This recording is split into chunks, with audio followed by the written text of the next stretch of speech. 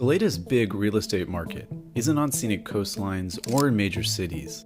It's in the metaverse, where a growing number of investment firms are spending millions to acquire digital property.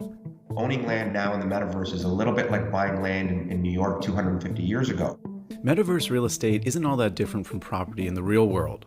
It just exists digitally in 3D cities where users can simulate real-life pursuits like shopping, playing games, or attending virtual concerts.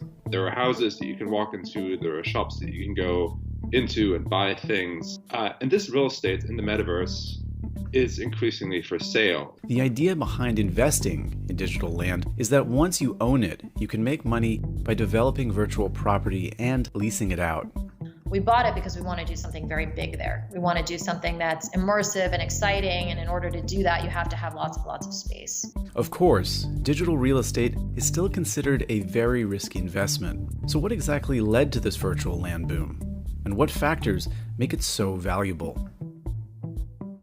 Right now, the metaverse is an evolving space that comprises multiple digital worlds where users can interact with avatars. Many of these digital spaces appear cartoon-like, while others feel like virtual recreations of the real world. Andrew Kegel is the CEO and co-founder of Tokens.com, an investment firm specializing in cryptocurrency and metaverse real estate acquisitions. Land in the metaverse looks a little bit like a monopoly board in that you have these parcels of land and you want to try to acquire as many parcels of land on the monopoly board. There are only a few platforms where investors can buy and sell real estate, each with their own unique cryptocurrencies.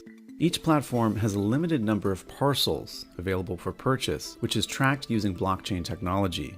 In November, Republic Realm, a firm that buys and develops real estate in the metaverse, said it paid $4.3 million for land in the world of Sandbox. It's the largest digital property sale publicized to date. The whole reason why it is a store of value is because at the outset, each metaverse platform declares exactly how many parcels there will be. So they would be cannibalizing the value of their own holdings if they continued to mint more and more of it. So that tenet of scarcity is what gives the category value. As in the physical world, location is a major factor to consider when buying digital land. Areas that are busier or have more visitor traffic, like the downtown areas, the parcels of land that are for sale there would be worth more than those that might be in the suburbs. Once you have this parcel of land, you can use various programming tools to create things like an amusement park, a casino, a museum. You can build whatever you want. Investors are betting that individuals and companies will spend money on virtual developments like homes and retail space. And as more people join these online worlds, the properties will increase in value. You know, if you build a mansion, you might sell it to someone who's very wealthy and wants to spend thousands of dollars or hundreds of thousands of dollars on a mansion in the metaverse. Or if you build a mall or an office tower, you're gonna lease out the space to companies and you're gonna collect rents. Tokens.com said it paid $2.5 million for attractive land in Decentraland's fashion district. Decentraland is a 3D, decentralized virtual world that was launched in 2017.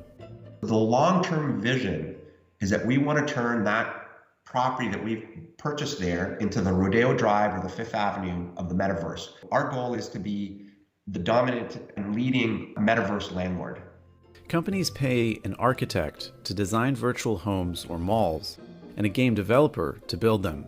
Zoning rules limit what and where a company can build in the metaverse. But unlike the real world, metaverse buildings can defy the laws of physics. So there's a point in the development cycle where it looks nearly identical to real world real estate development. So you hire an architect, you come up with a mood board, you pull images of other spaces and buildings and designs you like, and you figure out what it is you're going to build. And then from that point forward, it actually turns into video game development. So then you hand it off to 3D renderers and then to 3D developers who make it interactive. Some of Republic Realm's developments include a virtual mall, which it leases to retailers selling fashion for avatars, as well as a master-planned community of around 100 villas on private islands that it sold to individuals. So in some ways, these immersive e-commerce environments that we're building are really 3D equivalents of marketplaces like Amazon, like Etsy, where multiple different sellers and retail products or experiences can be in one place, but not have to build all the tech themselves. Advertising and brand partnerships are another enticing aspect of metaverse real estate. Investors anticipate a future in which digital property owners can work with brands that want a presence in these growing digital worlds. Because this is not just an opportunity to continue to build their brand, but it's a way to introduce their brand to a whole new demographic of people that are young, gamers, into crypto, and all these types of things. Of course, investing in digital properties is still very risky and highly speculative. Unlike in the real world, the value of virtual properties could plunge if the world they are in loses popularity and people stop visiting it. Prices can also be slammed by the volatility of cryptocurrencies. It's really a third derivative investment of crypto, highly volatile, highly speculative, but the reason people are drawn to it is precisely for that reason, because there is the potential for outsized returns, and that volatility is what they came for. In order to reduce that risk, investors are buying land in a number of different virtual worlds. Republic Realm, for example, says it owns more than 3,000 plots of digital land across 24 different worlds. If you bought crypto 5 or 10 years ago, you're a very rich person now. And people see that and they're looking for other things like that to replicate that growth. And so all these other blockchain-based investments, including metaverse real estate, are appealing to people for that reason. Interest in the metaverse and the properties within it accelerated as people spent more time online during the pandemic.